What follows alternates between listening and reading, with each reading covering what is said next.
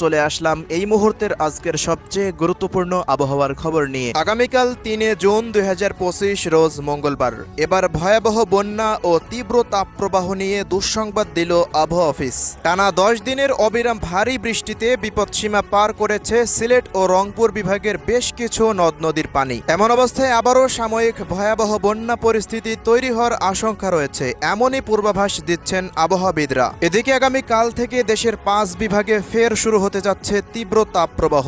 বাকি ৩ বিভাগে ভারী বৃষ্টি অব্যাহত থাকার সম্ভাবনা রয়েছে, এমনটাই জানাচ্ছে বাংলাদেশ ও কলকাতার আবহাওয়া অফিস। তো প্রিয় দর্শক, আজ এবং আগামীকাল রাজধানী ঢাকা বিভাগ থেকে শুরু করে খুলনা, বরিশাল, চট্টগ্রাম, সিলেট, ময়মনসিংহ, রংপুর ও রাজশাহী বিভাগ সহ ভারতের কলকাতার পশ্চিমবঙ্গ, আসাম, মেঘালয় ও ত্রিপুরা রাজ্যের কোন কোন জেলাগুলিতে আবহাওয়া পরিস্থিতি কেমন থাকতে পারে জানিয়ে দেব। সম্পূর্ণ বিস্তারিত ভিডিওটি শেষ পর্যন্ত দেখার অনুরোধ।